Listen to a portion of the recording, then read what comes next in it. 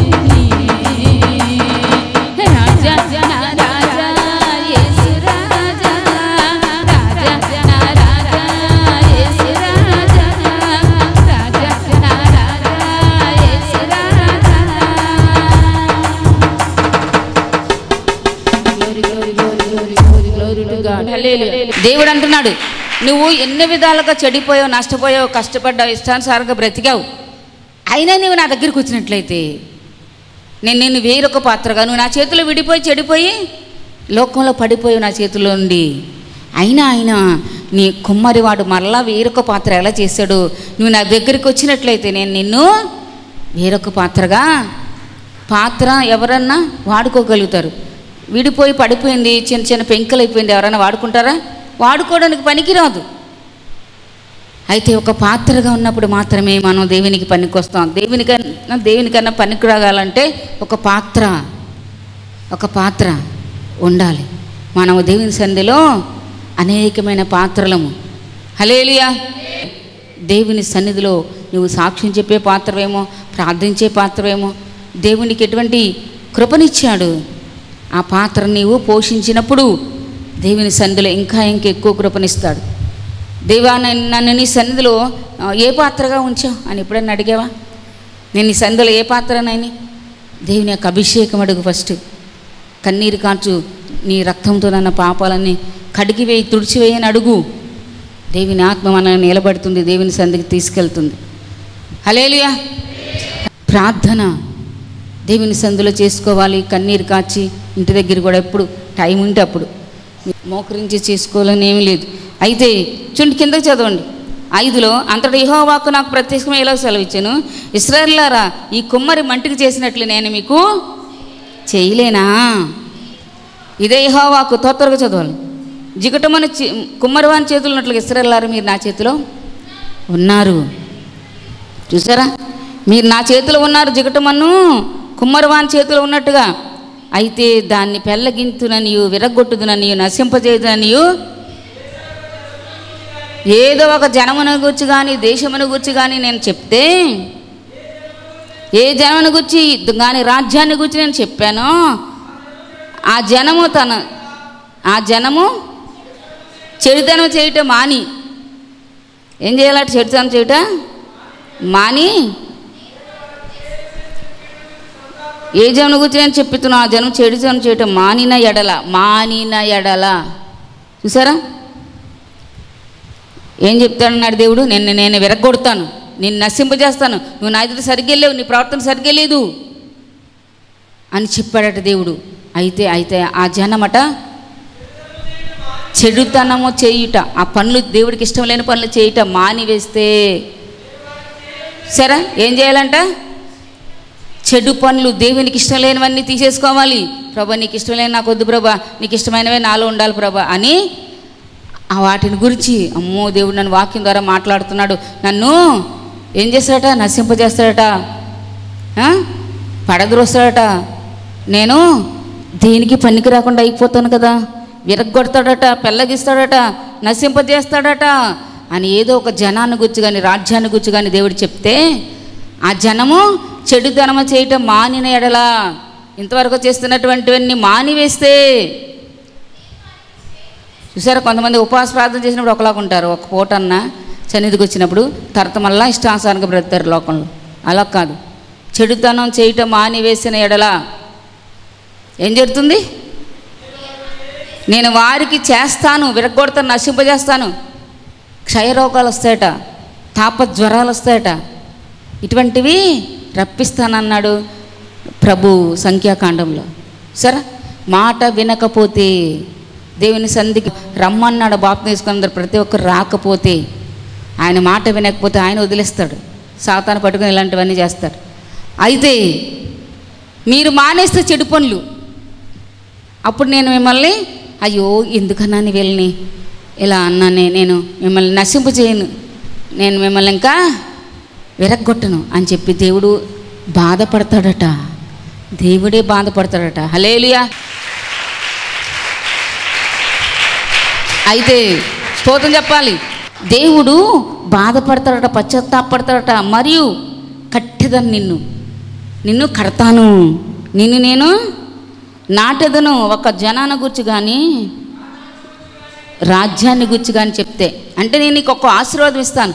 ఈ మధ్యలో కొంతమంది ప్రవచనాలు అంటారు కదండి, ప్రవచనాలు అంటారు కదా, అవి కడతాను, నిన్ను నాశనం చేయను, నిన్ను నేను కాపాడుతాను, నీకు నేను అది ఇస్తానని దేవుడు ఎక్కడన్నా ఒకవేళ ప్రవచనాల ద్వారా మాట్లాడితే, కొంతమంది ప్రవచనాలకు పరిగెడుతూ ఉంటారు, కొంతమంది నెరవేరిస్తే కొంతమంది నెరవేరవు ప్రవచనాలు.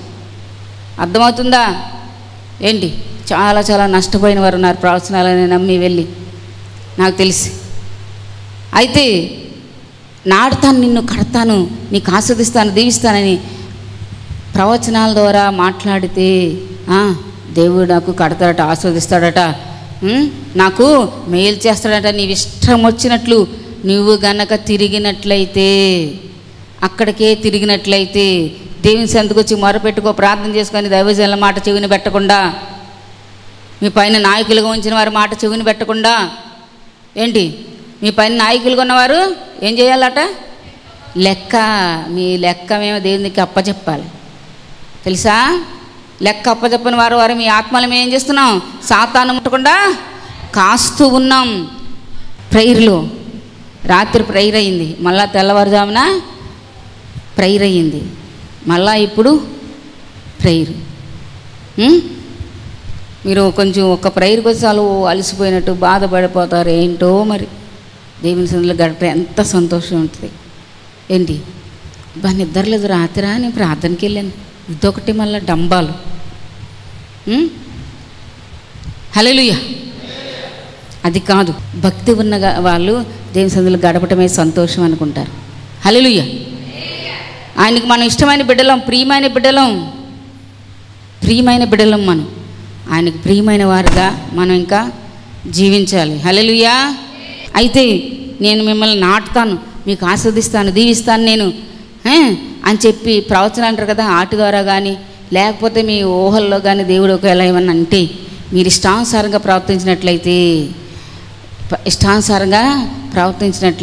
చూడండి, ఎహెజ్కేలు గ్రంథంలో రాయబడింది మళ్ళా 18:21 వచనంలో, అయితే దుష్టుడు తాను చేసిన పాపములన్నింటిని విడిచి నా కట్టలన్నింటిని అనుసరించి నడిచిన ఎడల, నీతిని అనుసరించి న్యాయము జరిగిస్తే అతడు మరణమునందడు. అవసరంగా అతడు బ్రతుకుతాడు. దుష్టుడు తన దుర్మార్గ పనులు విడిచేయాలి. తన దుర్మార్గ పనులు ఏం చేయాలి? పాపాలన్నిటినీ విడిచిపెట్టాలి. ఫస్ట్ నువ్వు చేయవలసింది దేవుని సన్నిధికి వచ్చి పాపాలను విడిచిపెట్టాలి. కప్పు పెట్టుకోకూడదు దేవుని దగ్గర. సాతానికి ప్రియుడు అయిపోతావు కప్పు పెట్టుకుంటే దేవుని దగ్గర. దేవునికి తెలీదా మన పాపాలు శాపాలు? అయ్యా నేను పాపనయ్యా, నన్ను క్షమించేయా అనుకోవాలి. యేసుక్రీస్తు రక్తం ప్రతి పాపుని మనల్ని పవిత్రులుగా చేస్తుందని 1 యోహాను రాసిన పత్రిక 3:9 రాయబడింది. మన పాపాలను మనం కప్పుకుంటే దేవుణ్ణి అబద్ధికునిగా చేసినట్లట. ఆ వారిలో సత్యమే ఉండదట, వాక్యమే ఉండదంట. వారిలో సాతాను వచ్చి దూరిపోతాడు. హల్లెలూయా. అయితే ఇక్కడ పాపాలన్నిటిని విడిచి నా కట్టడలన్నిటిని అనుసరించి నీతిని అనుసరించి న్యాయాన్ని జరిగించినడలా అతడు మరణమునందుడు. మరణం అంటే బ్రతికే ఉంటారు. బ్రతికుండా దేవుని యొక్క ఆత్మీయత ఉండదు వారికి. ఆత్మలో చనిపోతారు. లోకానుసారమైన జీవితం లోపల ఉంటుంది. సాతాను వచ్చి కూర్చుంటాడు, పందులు వచ్చి కూర్చుంటాయి, ఇంకా రకరకాల జంతువులు వచ్చి కూర్చుంటాయి లోపల. రకరకాల జంతు స్వభావాలు, పంది స్వభావాలు వీరిలో ఉంటాయి. ప్రాకారం లేక పాడైపోయిన పురం ఎంతో తన మనస్సును అణుచుకొని లేనివాడు అంతేనట. నీవు మనసు ఇష్టానుసారంగా నడిపిస్తే, నువ్వు దానిలో నడిస్తే, ప్రాకారం అంటే ఏంటి తెలుసా? గోడ, కాంపౌండ్ వాల్. గోడ కట్టుకున్నాం అనుకోండి, గేటు పెట్టుకున్నాం అనుకోండి, అందులో జంతువులు ఏమైనా వస్తాయా? తాళం వేసాం, జంతువులు వస్తాయా? ఏమీ రావు. లేకపోతే ఇష్టం వచ్చిన జంతువులన్నీ, పందులు, కుక్కలు, గేదెలు అన్నీ వచ్చేస్తాయి. తలుపులు తీసేసి ఉంటే, గోడ లేకుండా ఉంటే, నీ మనసు నువ్వు అణుచుకోకపోతే అదే విధమైన పరిస్థితి అట. గోడ లేనట్టుగా నీ హృదయానికి అవన్నీ వచ్చేసి నీ హృదయంలో నివసిస్తాయి. అటువంటి స్వభావాల్ని అపవాది కల్పిస్తాడు. ఎందుకంటే మనకి విరోధతను, దేవుళ్ళు ఎదగకుండా, దైవరాజ్యానికి వెళ్లకుండా మనల్ని అడ్డగిస్తాడు తను. అందుకే మనం అలర్ట్గా ఉండాలి. దేవునిలో ఎదిగేలాగా, దేవుని క్రమాన్ని పాటించేవారిలాగా, దేవుని నియమ నిబంధనల్ని పాటించేలాగా మనం ఉండాలి. అప్పుడు అపవాదం మన దగ్గరికి రాడు. హల్లెలూయా. బెల్లం ఉందనుకోండి, అక్కడికి చీమలు చేరతాయి చేరవా? బెల్లం ఉన్న దగ్గరికి చీమలు వస్తాయి రావా? బెల్లం ఉంది, వినబట్లేదా? బెల్లం ఉంటే ఏమొస్తాయి? ఈగలు కూడా అన్నీ వస్తాయి కదా బెల్లం ఉన్న దగ్గరికి. మనం బెల్లంలాగా ఉండకూడదు. అల్లం ఉందనుకోండి, వస్తుందా? ఏమీ రావు, ఈగలు రావు, చీమలు రావు. కనుక మనం అపవాదికి ఇష్టమైన వారుగా ఉండకూడదు, దేవునికి ఇష్టమైన వారుగా ఉండాలి. హల్లెలూయా. అయితే అతడు దుష్టుడై తాను చేసిన పాపాలను విడితే, నా కట్టడలంటే నీతి అనుసరించి నడిస్తే అవసరంగా అతడు బ్రతుకుతాడు. అతడు మరణమునందడు. మరణం పొందుతాడు. తన పాపాలు బట్టని నేను చెప్పాను అనుకోండి, వాటన్నిటిని విడిచిపెట్టేసాడు అనుకోండి, అప్పుడు అతడు మరణం అందకుండా బ్రతుకుతాడు. అంటే ఆత్మలో చనిపోడు, దేవునిలో బ్రతికి ఉంటాడు. అది దేవునికి తనకి మంచి సంబంధం ఉంటుంది. హల్లెలూయా. లేకపోతే సాతాను వచ్చి హృదయంలో కూర్చుంటాడు. నువ్వు ఆ పని చేయి, ఈ పని చేయి, పాపం చేయమంటాడు, కుటుంబానికి దూరంగా చేస్తాడు, ఇంకా రకరకాలుగా రోడ్లు అంటే తిప్పుతాడు, తాగేసి తన్నాడు, ఇంకా రకరకాలుగా అందరూ చిచి అంటారు. హల్లెలూయా. దేవుని సందుకు వచ్చి దైవజనుల చేత ప్రార్థన చేయించుకొని నువ్వు క్రమంగా ప్రతి ఆదివారం కనీసం రాగలిగితే దేవుని సంధిలో ఆశీర్వాదం ఉంది, పరిశుద్ధత. పవిత్రత, దేవుడు పరిశుద్ధుడు, పవిత్రుడు కనుక మా ఆదికాండం 2వ అధ్యాయం 1 నుంచి చదువుతుంది. దేవుని సన్నిధికి నీవు వస్తే పరిశుద్ధత వస్తుంది, ఆశీర్వాదం 2 వస్తాయి. హల్లెలూయా. చూసారా, దేవుని సన్నిధికి రాకుండా ఇష్టానుసారంగా బ్రతికితే అపవిత్రత, సాతాను స్వభావాలు వస్తాయి. అయితే ఇక్కడ అతడు చేసిన అపరాధాల్లో ఒకటి కూడా జ్ఞాపకం ఉంచుకోడట దేవుడు.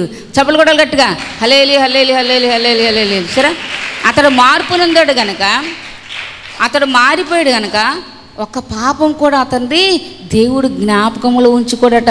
ఎంత ఆశీర్వాదం చూసారా. ఎందుకు? నువ్వు దుష్టుడు, పాపం చేస్తున్నది అన్న దేవుడు అన్నప్పుడు, వాక్యం ద్వారా అన్నప్పుడు నువ్వు దాని నుండి విడిచిపెట్టేసి దైవ మార్గంలో వచ్చావు, నీతిని అనుసరిస్తున్నావు, దేవుని న్యాయాన్ని అనుసరిస్తున్నావు. కాబట్టి దేవుడు అట నీ పాపాలను జ్ఞాపకం చేసుకోడట. హల్లేలూయా. దుష్టుడు మరణం పొందచేత నాకు ఏమాత్రమైన సంతోషం ఉంటుందా? నాకు దుష్టుడు మరణం పొందటం వల్ల నాకు సంతోషం కలుగుతుందా? నాకు సంతోషం కలుగుతుంది. వారు తమ ప్రవర్తనను సరిదిద్దుకొని బ్రతుకుటయే నాకు సంతోషము. దేవునికి ఏంటి సంతోషం తెలుసా? మన ప్రవర్తన సరి చేసుకొని బ్రతకాలి దేవునిలో. దుష్టుడు తన మార్గాన్ని సరి చేసుకొని, ప్రవర్తన సరి చేసుకొని, దాని దుష్టక్రియలు విడిచిపెట్టి దేవుని మార్గాల్లో నడవటమే నాకు సంతోషం. మరి దేవునికి సంతోషం కలిగిస్తావా? సోదరి అపవాదిని సంతోషపెడతావా? దేవుని సంతోషపెడతామన్నవారు హల్లెలూయా చెప్పండి. ఇంట్లో కుటుంబ ప్రార్థన చేసుకోవాలి, టీవీ ముందు కూర్చొని అవి ఇవి చూడటం కాదు. ఒక సమయం పెట్టుకోండి, ఈవినింగ్ కానీ మార్నింగ్ 2 పూట్ల పెట్టుకోండి, కనీసం 3 పూటలు వీలుంటే పెట్టుకోండి, మంచిదే. ఎంత ప్రార్థనలో ఉంటే మీరు అంత మంచిది. అది లేకపోతే బిల్డింగ్ ఏమవుతుంది? పెద్ద గాలి వచ్చింది అనుకోండి, డామ్మని పడిపోద్ది. కనుక దేవుని సన్నిధిలో, ప్రార్థనలో, దేవుని యొక్క మార్గాల్లో విడిచిపెట్టకుండా నడిస్తే మన పాపాలేమి దేవుడు జ్ఞాపకం చేసుకోడట. అయితే ఇంకోటి ఉంది, దేవుడు కూడా మన గురించి సంతోషపడతాడట. మరి దేవుని సంతోషపెడదాం అన్నవారు హల్లెలూయా చెప్పండి.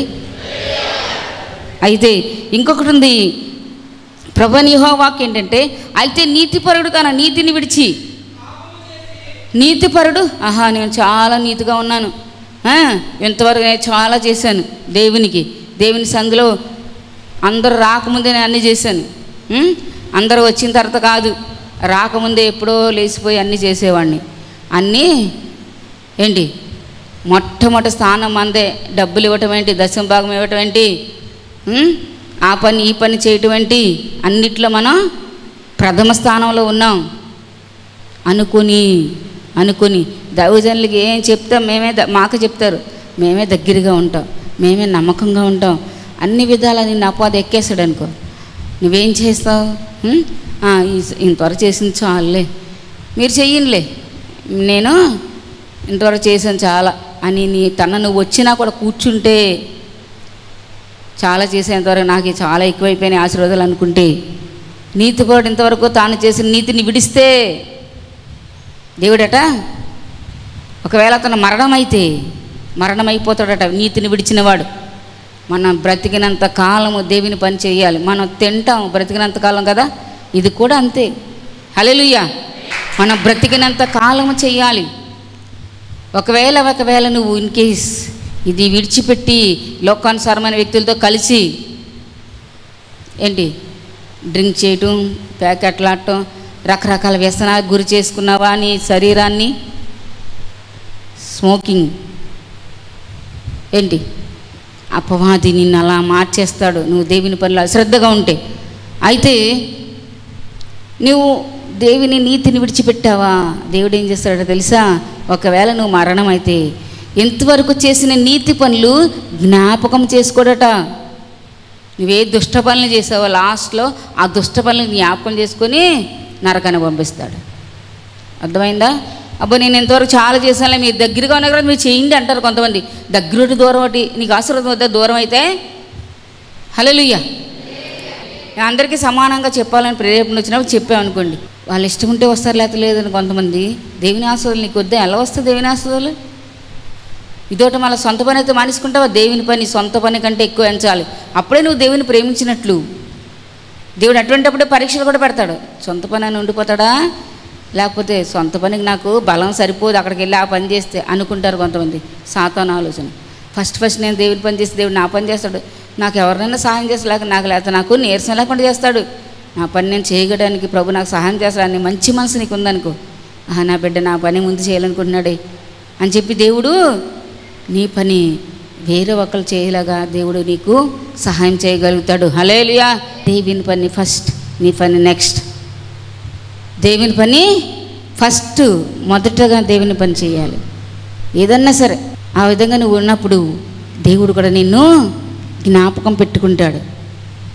చెడు పనులు చేసినా జ్ఞాపకం పెట్టుకుంటాడు, మంచి పనులు చేసినా జ్ఞాపకం పెట్టుకుంటాడు. చెడు పనులు ఎంతవరకు చేసి చేసి చేసి దేవుడు అమ్మో మంచి ఊరుకోడు కదా అని వాక్యం ద్వారా గద్దించినప్పుడు హెచ్చరించినప్పుడు నువ్వు మంచి పనులు చేసావనుకో, ఆ మంచి పని బట్టి నేను దేవుడు దీవిస్తాడట. లేకపోతే ఇంతవరకు నేను చాలా చాలా మంచి పనులు చేశాను, దశభాగం నేను ఇచ్చాను, ఇంకా మీటింగ్స్ అన్నిటికీ నేనే ధన సహాయం అందించాను, అన్ని విధాలు నేనే ఖర్చు పెట్టాను అనుకొని నువ్వు మానేసావే అనుకో, ఇష్టానుసారంగా నువ్వు తిరగటానికి అపవాది నువ్వు కష్టపడిన డబ్బులంతా ఫ్రెండ్స్ అని అదని ఇదని వాళ్ళకి తగలేస్తాడు అపవాది. లేకపోతే ఏదో రకంగా ఇప్పుడు ఈ మధ్యలో చాలా చాలా ఏమొచ్చినాయి, డబ్బులు అన్నీ కూడా ఏం చేసుకుంటారు తెలుసా, చీటీలు వేస్తారు. వేస్తే లేకపోతే ఉద్యోగంగానే ఇస్తారు, లక్ష దోసేసుకొని వాళ్ళు వెళ్ళిపోతారు. లేకపోతే ఇస్తాం అంటారు, వాళ్ళు కనబడకుండా పోతారు. చాలా జరిగినాయి నాకు తెలుసు.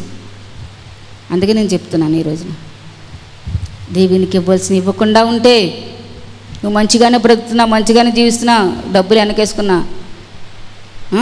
ఇంతకంటే మంచి ఉద్యోగం నీకు వస్తుంది, లక్షల రూపాయల జీతం, ఏంటి గవర్నమెంట్ ఉద్యోగాన్ని రకరకాలుగా అపవాది పొంగించి డబ్బులు తీసేసుకున్నాడు. ఒకళ్ళ దగ్గర, చాలామంది దగ్గర తీసుకున్నాడు. ఆ వ్యక్తికి బాగోలేదు. ప్రార్థన చేయమన్నారు నన్ను, అన్యజనుడు. వాళ్ళు చేయమనలేదు, వీళ్ళు చేయమన్నారు, ఎందుకంటే డబ్బులు ఇస్తారు కదా. చేసాం, అతను చనిపోయాడు.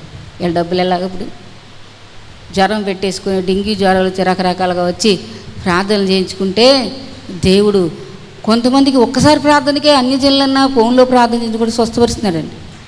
ఇలాగ ఎన్నిసార్లు చేసినా స్వస్థత రావట్లే. చూసారా, దేవుని సందులు ఇవ్వాల్సిన ఇవ్వకుండా ప్రభా క్షమించిన ఆయన ఒక్కసారి అవకాశం ఇవ్వని మరలా నేను ప్రార్థనలో పెట్టుకుని మరలా ప్రార్థన చేయాల్సి వస్తుంది. అప్పుడు కానీ దేవుడు స్వస్థపట్ల 4-5 సార్లు చేస్తే. చూసారా, అలా ఉంది పరిస్థితి. అన్ని జనులు మొన్న మధ్యలో ప్రేయర్ చేయించుకున్నారు. వాళ్ళ అబ్బాయి పాపం పచ్చకాములు వచ్చి చనిపోయాడట, దేవుని నమ్ముకున్నప్పుడే. సరే, మన పచ్చకాములు వచ్చి దేవుడు స్వస్థపరిచాడు. వాళ్ళు రమ్మంటే మళ్ళీ వచ్చారా? స్వస్థ వచ్చిన తర్వాత రావట్లేదండి ఎవరు. రిపోర్ట్ తీసుకుంటున్నారు, నిమ్ముందంట గుండెలో, ఏసు రక్తం రాసుకున్నారు ఫోన్లో ప్రార్థన చేసి, ఆ నిమ్ము పోయింది, ఏం లేదు హార్ట్లో. హల్లెలూయా. వాళ్ళు పోయిన వారం వచ్చి చెప్పారు, ఒక్కసారే రాశారట ఏసు రక్తం ఫోన్లో ప్రార్థన చేసుకుని. తర్వాత పచ్చకాములు టైఫాయిడ్ జ్వరం కొంచెం ఉందన్నారట, మన వచ్చి ప్రార్థన చేయించుకున్నారు. మళ్ళీ ఈరోజు రమ్మంటే రావడం మానేశారు. చూసారా, స్వస్థతల కోసమే వస్తున్నారు కొంతమంది అన్ని జనులు, ఇష్టానుసారంగా తాగి తిని తందనాలు ఆడేవాళ్ళు. చూసారా, నేనేం చేస్తున్నాను, వాళ్ళకి ప్రార్థన చేస్తుంటా. చూడండి ఎలా ఉందో పరిస్థితి. స్వస్థత వచ్చిన తర్వాత రావట్లే, ఫోన్లో ప్రార్థన చేయించుకున్నారు కొంతమంది, స్వస్థత వచ్చిన తర్వాత రావట్లేదు. హల్లెలూయా. దేవుడు వారికి ఏం కావాలి, స్వస్థ ఇవ్వాలి. తర్వాత వాళ్ళు ఇష్టానుసారం బ్రతుకుతారు, మళ్ళా వస్తారు. ఇలా ఉంది కొంతమంది పరిస్థితి. నీవు అలా ఉండదు సోదరి. ఏ క్షణాన దేవుడు మనకి దీవిస్తాడో ఆయన సన్నిధిలో. ఈ ప్రార్థనలో ఈరోజు దేవుడు నాకు ఆశీర్వదించాడు, ప్రభా నాకు ఈ ప్రార్థనలు ఆశీర్వదించేవయ్యా, నేను పొందుకోవడానికి సహాయం చేయని ప్రార్థనాపూర్వంగా నువ్వు రావాలి. హల్లెలూయా. దేవుడు నిన్ను దీవించగలుగుతాడు.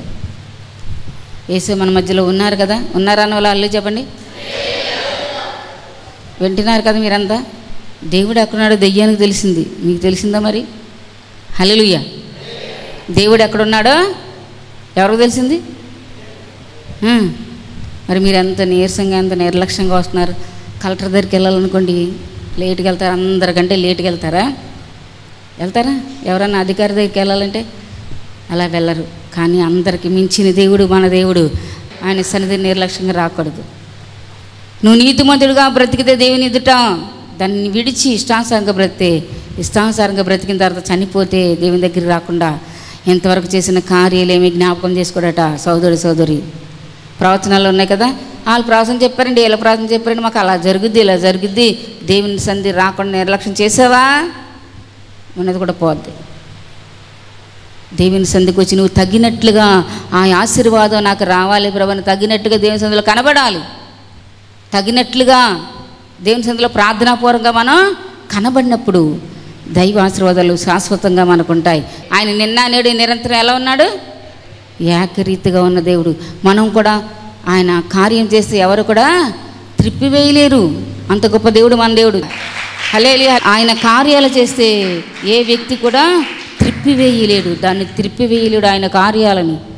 కనుక మనం ఆయన కార్యాల కొరకు ఎదురు చూడాలి. ఆయన ఆశీర్వాదం శాశ్వతమైనది కనుక శాశ్వతమైన ఆశీర్వాదం కొరకు ఎదురు చూడాలి. ఈ లోక సంబంధం అన్నీ శాశ్వతమైనవి కాదు. కనుక యేసయ్య ఎప్పుడు నిన్న నేడు నిరంతరం కూడా మారనివాడు, మార్పు లేని దేవుడు. కనుక మనం ఆయన మనకి ఏదో మార్గం చూపిస్తాడని, ఆయన మార్పు లేనివాడని ఆయన కొరకే ఎన్ని వచ్చినా కనిపెట్టుకొని ఉండాలి.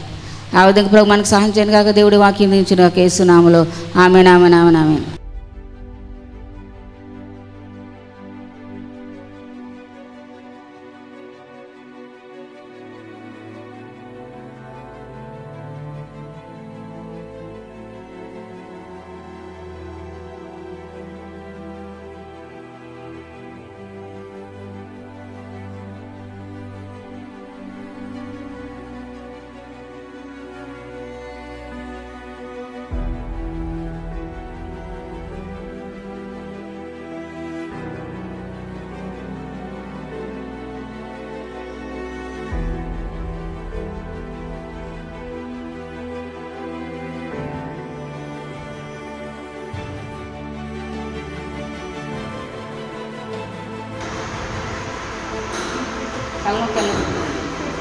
తగ్గిందా?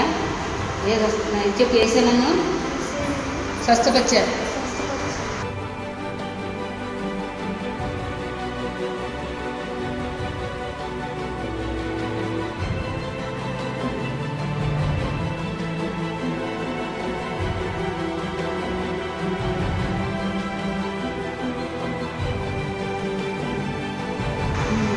పది రోజులు బట్టి జ్వరమే, మందులు వాడితే తగ్గట్లేదు. స్వస్థపరిచారా? బాగుందా? హ్యాపీగా ఉందా? హల్లెలూయా హల్లెలూయా. నన్ను స్వస్థపరిచారు. హల్లెలూయా. స్వస్థపరిచారు. ఎన్ని రోజులు బట్టి బాగాలేదు? 10 రోజులు బట్టి తగ్గలేదు. అక్కడ ప్రార్థన చేయించుకున్నాక తగ్గింది. హల్లెలూయా. మేము కరెక్ట్ నుంచి వచ్చాము. చర్చిలోకి వచ్చిన తర్వాత ప్రార్థన చేయించిన తర్వాత స్వస్థత జరిగింది. హల్లెలూయా. ఈ సాక్ష్యంలో యేసయ్య దించింది.